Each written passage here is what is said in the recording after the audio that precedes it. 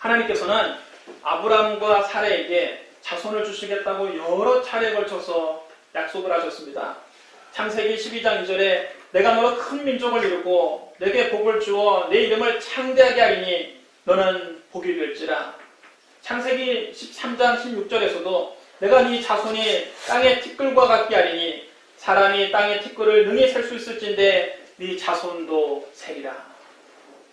창세기 15장 4절 5절에서도 네 몸에서 날 자가 네 상속자가 되리라 하시고 그를 이끌고 밖으로 나가 이르시되 하늘을 우러러 무뼈를 셀 수 있나 보라. 또 그에게 이르시되 네 자손이 이와 같으리라. 하나님의 약속은 반드시 이루어집니다. 하나님의 말씀은 저 하늘이 무너지고 이 땅이 꺼져도 1.1억도 변함없이 그대로 다 이루어지는 것입니다. 그러므로 우리가 눈에는 아무 증거 안 보이고 귀에는 아무 소리 안 들고 손에 잡히는 것이 없을지라도 하나님의 약속 위에 굳게 서서 하나님의 때를 기다리면 되는 것입니다. 그런데 아브라함이 75세에 이 하나님의 언약을 받은 후에 10년을 기다려도 자식이 생기질 않았습니다. 이제 아브라함의 나이는 85세가 되었고 사레의 나이는 75세가 되었습니다. 그들은 마음이 조급해졌습니다. 이때 사레가 먼저 아브라함에게 제안합니다. 여호와께서 내 출산을 허락하지 아니하셨으니 원하건대 내 여종에게로 들어가라. 내가 곧 그로 말미암아 자녀를 얻을까 하노라. 사레에게는 하갈이라고 하는 여종이 있었는데 그는 애굽 여인이었습니다. 사레가 아브라함에게 자기 여종 하갈과 동침해서 자녀를 낳으라고 부추겨도 아브라함이 하나님의 약속을 굳게 믿고 있었다면 단호하게 거절했을 것입니다. 지금 그게 무슨 소리예요? 하나님의 말씀을 붙잡고 기다려야지 그렇게 인간적인 수단과 방법으로 자식을 얻으려고 하면 됩니까?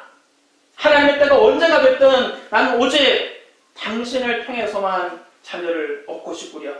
아브라함이 이렇게 말했으면 얼마나 멋있었겠습니까? 그랬으면 아브라함이 하나님께도 칭찬을 받고 사레에게도 점수를 많이 땄을 것입니다. 그런데 믿음의 조상 아브라함 할아버지도 참 주책이시지. 사레가 그렇게 부추긴다고 해서 못 이기는 척하더니 그럼 그렇게도 한번 노력을 해볼까 하고는 냉큼 하갈과 동침해버렸습니다. 젊은 하갈은 곧 임신했습니다. 하갈은 임신하자 태도가 180도로 바뀝니다. 하갈이 그 전까지는 자기 여주인 사레를 하늘같이 떠받들었습니다. 하갈이 얼마나 착하고 고분고분한 여종이면 사레가 자기 남편에게 이 여자를 초보로 드리라고 소개까지 해줬겠습니까? 그러나 뱃속에 주인의 아기를 갖게 된 하갈은 자기 여주인 사레를 업신여기기 시작합니다. 지까짓게 본처면 뭐라냐, 여주인이면 뭐라냐, 애도 못 낳는 주제에 내 뱃속에는 우리 주인 어르신의 아기가 자라고 있다고 이러면서 무시하기 시작합니다. 사레가 쓰디쓴 눈물을 흘렸습니다. 다른 사람도 아닌 자기 몸종에게 무시를 당하니까 너무 자존심이 상했습니다. 하갈이 불러오는 자기 배를 어루만지면서 자기를 밑으로 내려다보는 그런 꼴을 가만히 보고 있자니 사레가 분해서 견딜 수가 없었습니다. 참다 못한 사레는 아브라함을 찾아가 따집니다. 내가 받는 모욕은 당신이 받아야 옳도다. 내가 나의 여종을 당신의 품에 두었거늘 그가 자기의 임신함을 알고 나를 멸시하니 당신과 나 사이에 여호와께서 판단하시기를 원하노라. 여러분 읽어보십시오. 하나님의 약속을 믿지 못하고 인간적인 노력으로 자식을 얻으려고 하니까 집안에 없던 분란이 생겼습니다. 아브라함이 이제 두 여자 사이에서 이러지도 못하고 저러지도 못하고 머리가 터질 지경입니다. 간혹 한 여자에게 만족하지 못하고 두 여자 데리고 살고 싶어하는 남자들이 더 있습니다. 여러분 부인 몰래 바람을 피려고 하는 남자들은 이 아브라함을 자세히 보십시오. 여러분 아브라함이 여자 둘을 데리고 사니까 행복해졌습니까? 두 집 살림하면 행복해지는 것이 아니라 두 배로 고통스럽습니다. 그럼 한 여자 데리고 살기도 힘든데 두 여자를 어찌 감당을 합니까? 저는 지금까지 두 집 살림하는 남자치고 행복하다고 하는 사람 한 명도 보지 못했습니다. 두 여자 사이에서 괴로워 견딜 수가 없는 것입니다. 아무튼 하갈은 아들을 낳았고 아브라함은 그 아들의 이름을 이스마엘이라고 지었습니다. 하갈이 이스마엘을 낳았을 때 아브라함 나이가 86세였습니다. 세월이 흘러서 이제 아브라함 나이가 99세가 되었을 때 하나님께서 또다시 아브라함에게 나타나셔서 말씀하셨습니다. 보라, 내 언약이 너와 함께 있으니 너는 여러 민족의 아버지가 될지라. 이제부로는 네 이름을 아브라함이라 하지 아니하고 아브라함이라 하리니 이는 내가 너를 여러 민족의 아버지가 되게 하려 함이라. 내가 너로 심히 크게 번성하게 하리니 내가 내게서 민족들이 나게 하며 왕들이 내게로부터 나오리라. 네 아내 사레는 이름을 사레라 하지 말고 사라라 하라. 내가 그에게 복을 주어 그가 내게 아들을 낳아 주게 하며 내가 그에게 복을 주어 그를 여러 민족의 어머니가 되게 하리니 민족의 여러 왕이 그에게서 나리라. 이 말씀을 듣고 아브라함이 자기도 모르게 웃었습니다. 그는 마음속으로 생각을 했습니다. 내 나이가 이제 내일 모레면 100세가 되는데 100세가 된 사람이 어찌 아들을 얻으리요? 사라는 90세니 어찌 출산하리요? 아브라함은 도저히 믿음이 생기질 않아서 하나님께 이렇게 아뢰었습니다. 이스마엘이나 하나님 앞에서 살기를 원하나이다. 100세가 된 늙은이가 90세가 된 할머니를 통해서 무슨 자식을 보겠습니까? 무슨 소망이 있겠습니까? 여종을 통해서 낳은 아들 이스마엘이나 하나님 뜻대로 살기를 원한다고 말했습니다. 그러나 하나님은 단호하게 말씀하십니다. 아니라 네 아내 사라가 네게 아들을 낳으리니 너는 그 이름을 이삭이라 하라. 내가 그와 내 언약을 세우리니 그의 후손에게 영원한 언약이 되리라. 얼마 후에 하나님께서 두 천사와 함께 아브라함이 살고 있는 마므레 상수리 나무 곁으로 나타나셨습니다.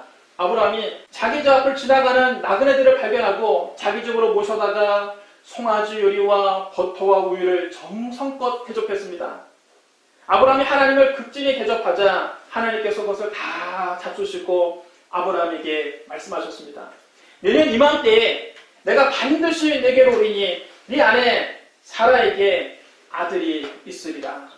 그때 아브라함 나이가 99세였고 사라의 나이는 89세였습니다. 창세기 18장 11절에 이렇게 기록되어 있습니다. 아브라함과 사라는 나이가 많아 늙었고 사라에게는 여성의 생리가 끊어졌는지라.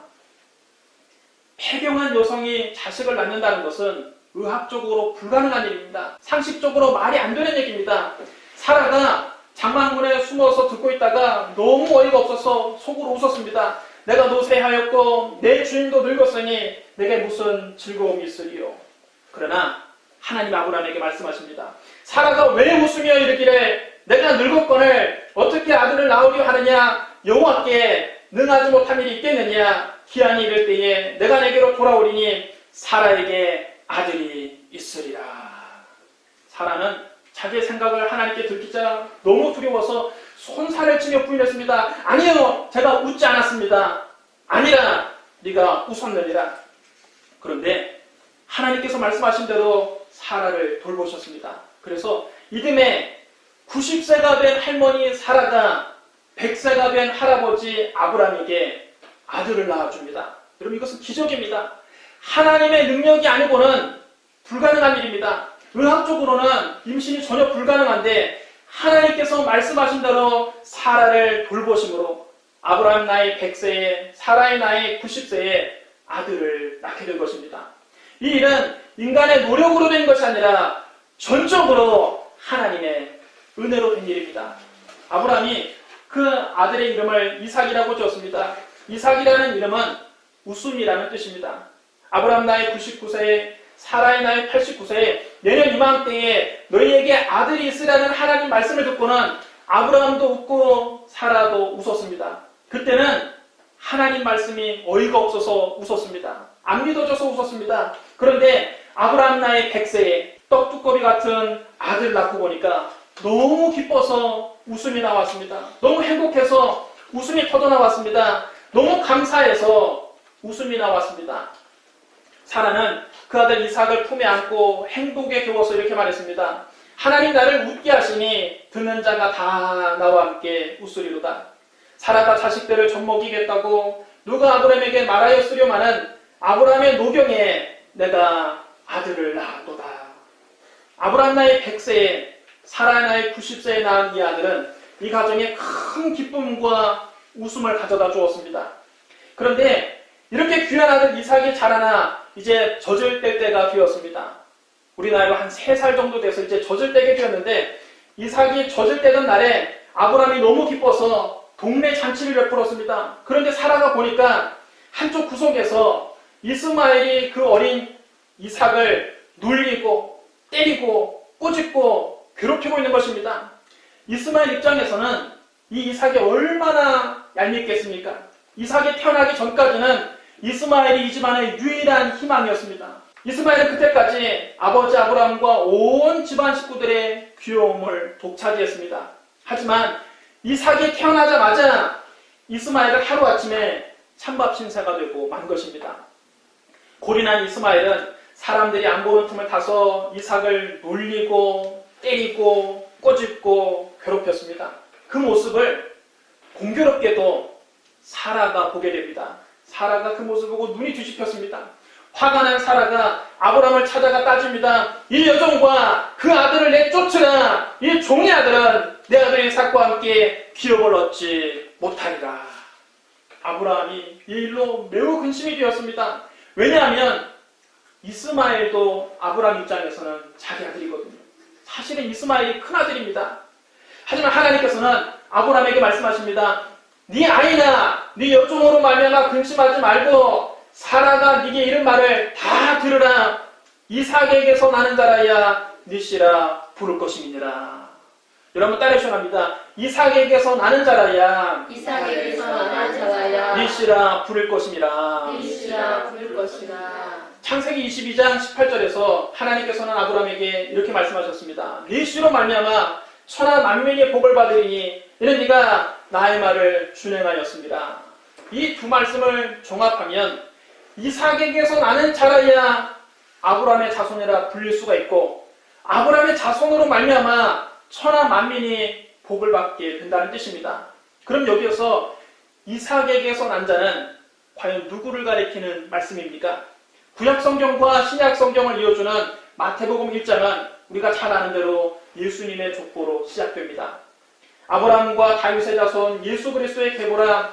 아브라함이 이삭을 낳고 이삭은 야곱을 낳고 야곱은 유다와 그의 형제들을 낳고 유다는 다말에게서 베레스와 세라를 낳고 베레스는 헤스론을 낳고 헤스론은 남을 낳고 남은 아미나답을 낳고 아미나답은 나손을 낳고 나손은 살몬을 낳고 살몬은 나압에게서 보아스를 낳고 보아스는 루색에서 오벳을 낳고 오벳은 이새를 낳고 이새는 다윗 왕을 낳으니라. 다윗은 우리아의 아내에게서 솔로몬을 낳고 솔로몬은 르호보암을 낳고 르호보암은 아비야를 낳고 아비야는 아사를 낳고 아사는 여호사밧을 낳고 여호사밧은 요람을 낳고 요람은 우시아를 낳고 우시아는 요담을 낳고 요담은 아하스를 낳고 아하스는 히스기야를 낳고 히스기야는 므낫세를 낳고 므낫세는 아몬을 낳고 아몬은 요시아를 낳고 바벨론으로 사로잡혀간 때에 요시아는 여고냐와 그의 형제들을 낳으니라.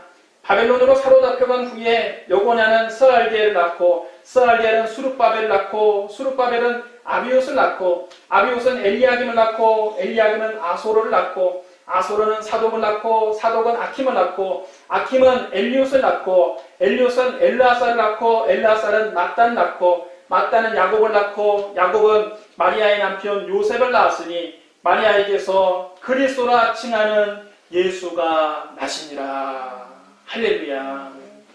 여러분 따라해주셔야 합니다. 아브라함은 이삭을 낳고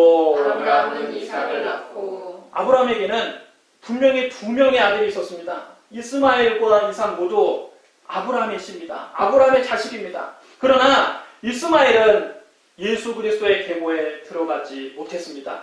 엄밀히 말하면 이스마엘이 아브라함의 장자임에도 불구하고 예수님의 족보에 오르지 못했습니다. 예수 그리스도의 족보에는 오직 이삭만 들어가 있습니다.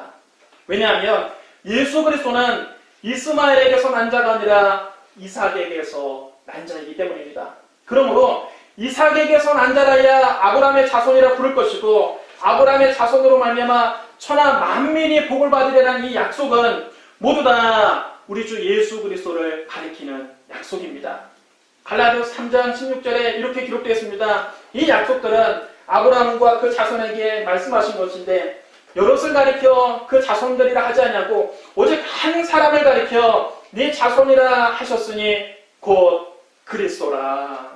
여러분 따르셔랍니다. 오직 한 사람을 가리켜 오직 한 사람을 가리켜 이 자손이라 하셨으니 이 자손이라 하셨으니 곧 그리스도라. 곧 그리스도라. 그러므로 여러분 이삭에게서 난 자는 바로 예수 그리스도이십니다.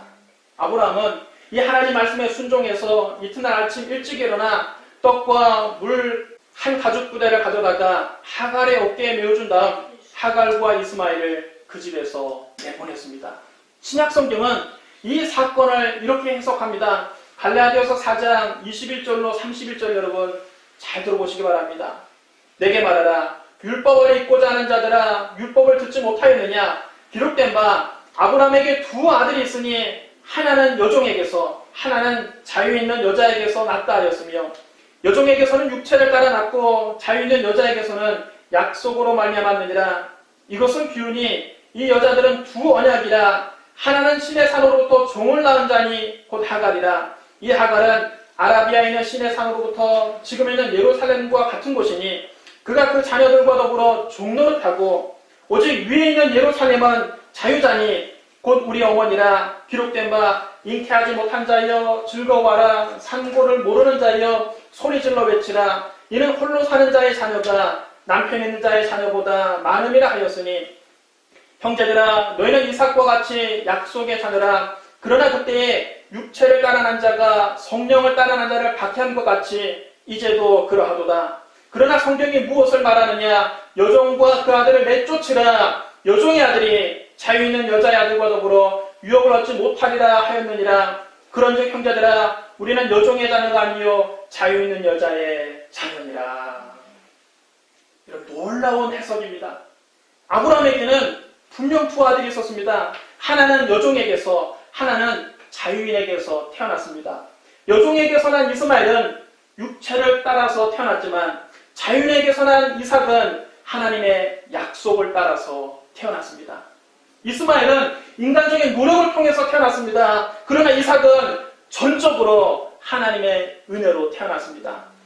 이스마엘은 사람의 방법으로 태어났지만 이삭은 성령의 방법으로 태어났습니다.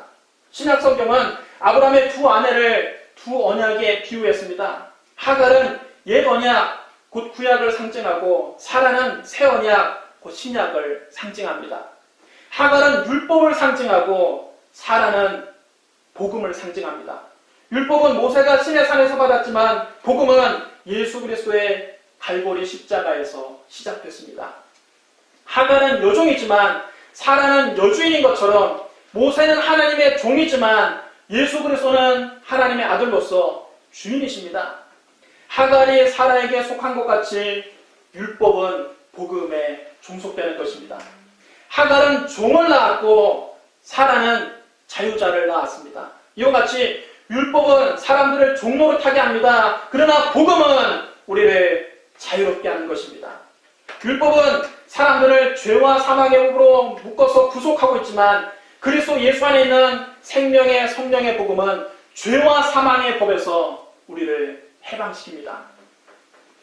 율법을 지키는 데는 인간의 노력이 필요하지만 복음을 믿는 것은 성령의 감동으로 주어지는 하나님의 은혜입니다. 또 하갈은 지금 있는 예루살렘을 상징합니다. 그러나 사라는 위에 있는 예루살렘을 상징합니다. 지금 이 땅에 있는 예루살렘에는 유대인들이 살고 있지만 장차 하늘에 있는 새 예루살렘에는 예수 그리스도를 믿는 성도들이 들어가게 될 것입니다. 땅의 예루살렘에 사는 유대인들은 율법의 종로를 타고 있습니다. 그러나 하늘 예루살렘에 들어갈 성도들은 복음으로 말미암아 자유의 삶을 누리는 것입니다. 갈라디아서 4장 27절에 잉태하지 못한 자여 즐거워하라. 산고를 모르는 자여 소리질러 외치라. 이는 홀로 사는 자의 자녀가 남편 있는 자의 자녀보다 많음이라고 했습니다. 이사야 54장 1절을 인용한 이 말씀은 참으로 놀라운 말씀입니다.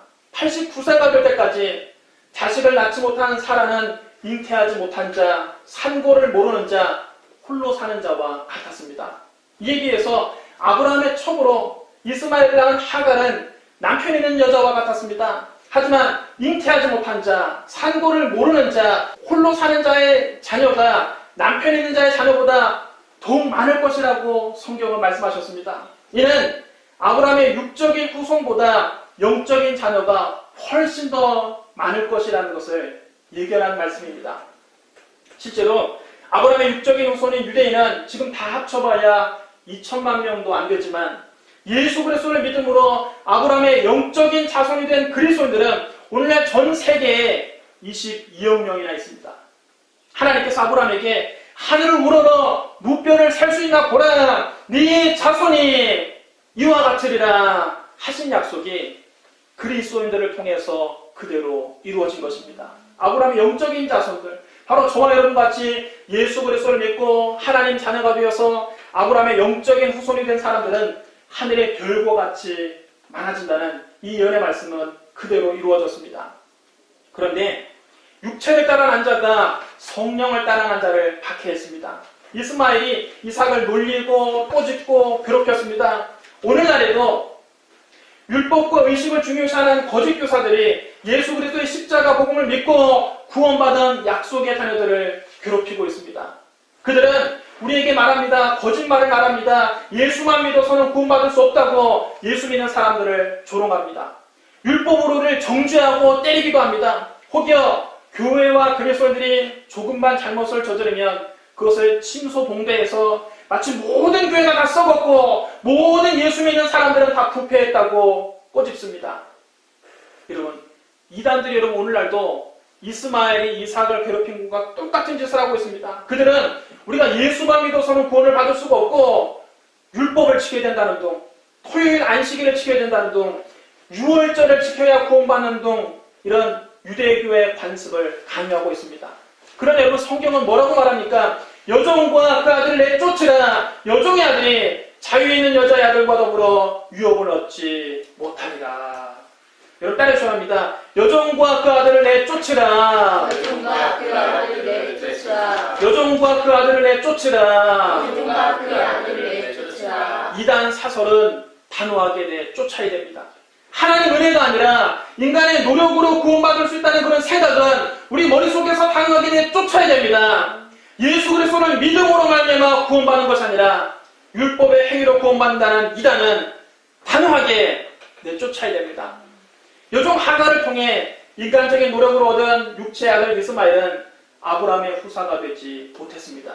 하나님의 약속대로 사라를 통해 전적인 하나님의 은혜로 얻은 약속의 아들 이삭만 아브라함의 유일한 상속자가 됐습니다.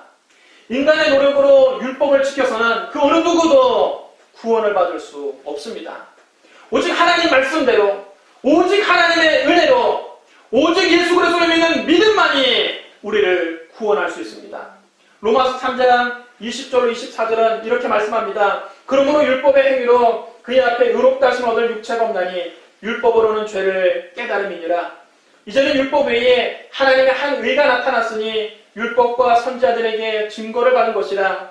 곧 예수 그리스도를 믿음으로 말미암아 모든 믿는 자에게 미치는 하나님의 의에 차별이 없느니라.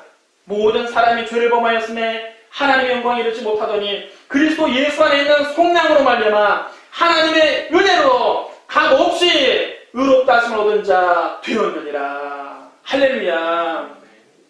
육체를 따라가는 사람은 결코 하늘나라에 들어갈 수 없습니다. 성령으로 거듭난 사람만이 하늘나라를 유업으로 받게 됩니다. 성경 말씀합니다. 너희는 그 은혜에 의하여 믿음으로 말미암아 구원을 받았으니 이것은 너희에게서 난 것이 아니요 하나님의 선물이라. 행위에서 난 것이 아니니 이는 누구든지 자랑하지 못하게 하려 함이라.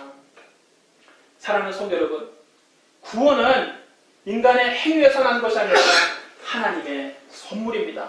우리는 전적인 하나님의 은혜로 오직 예수 그리스도를 믿음으로 말미암아 구원을 받았습니다. 그러므로 보잘것없는 인간의 행위를 자랑하지 마십시오. 우리를 위해서 십자가에서 죽으시고 부활하신 예수 그리스도만 자랑하십시오. 소푼도 안 되는 나의 공로를 자랑하지 말고 겸손히 하나님 은혜에 감사하시기 바랍니다. 율법의 종로로 타는 육체의 자녀가 아니라 그리스도 예수 안에서 자유를 누리는 약속의 자녀들이 되시기를 주님의 이름으로 축원합니다. 우리 기도하겠습니다. 사랑의 하나님 아버지, 하나님 우리처럼 사랑하셔서 독생자를 아끼지 아니하시고 십자가에 내어주신 은혜를 감사합니다. 예수님이 십자가에 우리 모든 죄를 대신 짊어지시고 우리 대신 형벌을 받으사 몸을 찢고 피를 흘려 우리를 구원해 주신 은혜를 감사합니다.